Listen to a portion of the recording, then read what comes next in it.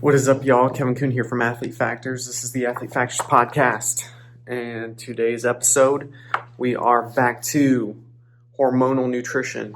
We're covering the second hormone. Not last week, but the previous week we covered insulin, and this chapter, which is chapter 4 in the book, covers adiponectin. So, chapter 4, here we go. Adiponectin is a protein hormone that is made by fatty tissue. Ironically, though, the higher the percentage of body fat you have, the less adiponectin you produce. Due to this inverse relationship, low adiponectin levels are associated with weight gain, obesity, cardiovascular disease, metabolic syndrome, and diabetes. So what does adiponectin do exactly? Well, it is responsible for a few things. First, it reduces triglyceride content in muscle tissue. High triglyceride content interferes with the muscle's ability to pull glucose, sugar, into the cell, which results in resistance to insulin. So adiponectin levels directly affect insulin sensitivity, which is directly related to obesity and diabetes. Secondly, adiponectin increases the amount of stored fat that your body can use for fuel. More adiponectin means there are fewer restrictions on what can be used for fuel.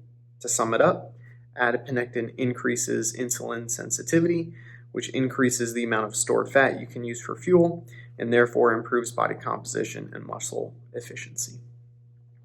How do you increase adiponectin? Well, you may do it the traditional way. You can go on a generic calorie restriction diet. That will probably not work in the long run, since most people can't stick to a long-term calorie restriction diet, and exercise. But here's the million-dollar question. Do adiponectin levels increase so you lose weight, or does losing weight increase adiponectin levels? The research is not exactly clear. We know there's an increase in adiponectin levels when weight loss occurs, which is associated with improved insulin function and a reduction in inflammation. However, some research suggests that there is a minimum necessary threshold that must be lost, 5 to 10% weight loss, for a significant increase in adiponectin levels. Recently, research has been conducted to see if diets that cause weight loss can affect adiponectin levels. The studies that examined generic calorie restriction diets for weight loss showed mixed results for adiponectin level changes. So, just reducing the number of calories in your diet may not be enough. And looking at things from this perspective, it appears that adiponectin levels need to increase to lose fat and reduce risk factors. The adiponectin levels cannot go up until body weight is reduced. What comes first? Significant weight loss or significant adiponectin level increases? If you're addressing the issue from this traditional perspective, I don't know what happens first, but I can tell you there's a better way to look at this issue. Yes, I've got good news for you. There are things that you can add and remove in your diet that will increase adiponectin levels and thus lead to more significant losses in body fat. First, due to the mixed results from the weight loss diet research, new research looked into whether low-carb and low-fat diets would affect adiponectin levels. The findings from studies like this have shown that diets that are low in carbohydrate content show higher increases in adiponectin levels, especially when compared to diets that are low in fat content. Some research shows that low-fat diets can have no effect on adiponectin levels, even if the diet results in 5% body weight loss. So, low-fat diets may be counterproductive for increasing adiponectin levels, and thus less ideal for maintainable fat loss and preventing insulin resistance and cardiovascular disease. What else increases adiponectin levels besides exercise and low-carbohydrate diets? Glad you asked. Omega-3 supplementation, fiber supplementation, specific antioxidants, monounsaturated fatty acids, and magnesium supplementation have all been shown to increase adiponectin levels. Let's talk about omega-3s. Fish oil and omega-3 supplements are a huge fad right now, but for a good reason. A review of research on omega-3s and adiponectin found that eating fish daily or taking an omega-3 supplement daily can increase adiponectin levels 14 to 60%. If you're not taking a high-quality omega-3 supplement yet, I encourage you to get on it. I've used Flame Out, which is made by Biotest, or Functional O3, made by Original Nutritionals, and been pleased with both. Fiber may be the most underrated supplement on the market. A review of research on fiber supplementation found an increase of 60 to 115% in adiponectin levels. I hope that fires you up because I think data like that is really exciting.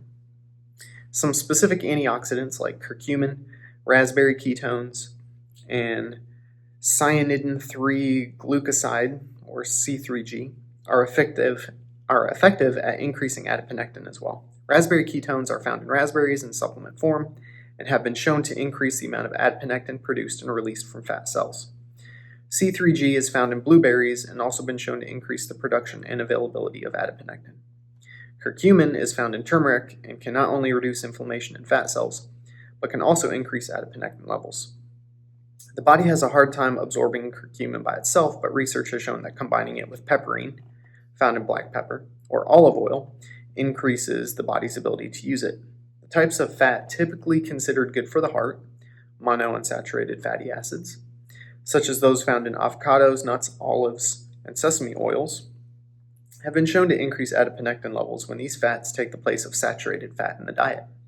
Lastly, increasing dietary magnesium is associated with increases in adiponectin levels. Eating more magnesium-rich foods or magnesium supplementation have both been shown to be effective at increasing adiponectin levels. The Cedars-Sinai Medical Center put together a great resource list of specific foods and their magnesium content. The list can be viewed by Googling magnesium-rich food Cedars-Sinai. So, bottom line, to increase adiponectin levels, exercise consistently. Reduce the amount of carbs in your diet if you're also trying to lose weight. Supplement daily with high-quality omega-3 capsules or oil, or eat cold water fish every day. Supplement daily with high-quality fiber, or eat a lot of fiber-rich food. Supplement daily with a high-quality antioxidant blend, specifically containing raspberries, blueberries, things like that. Supplement daily with curcumin, or add turmeric to your food along with pepperine or olive oil to help boost the bioavailability. Increase the amount of monounsaturated fatty acids in your diet, and or just replace them with other not so healthy fats. And supplement daily with high quality magnesium, or eat more magnesium rich foods. Alrighty, y'all, short chapter this week. Thanks for listening. I got a little bit of feedback from a couple people in my running group, so thanks for the shout out there. I appreciate y'all watching / listening to the podcast, and I'll continue to read to you. That's it, y'all. I've got some guests coming up, some high school cross-country coaches. We'll get a return guest to talk about sport nutrition pyramid, which kind of develops a hierarchy of what's the most important with a previous guest, and hopefully we'll get that in the works very soon. But that's basically it for today. So thanks y'all for watching and listening, and stay tuned for next week's episode. Adios.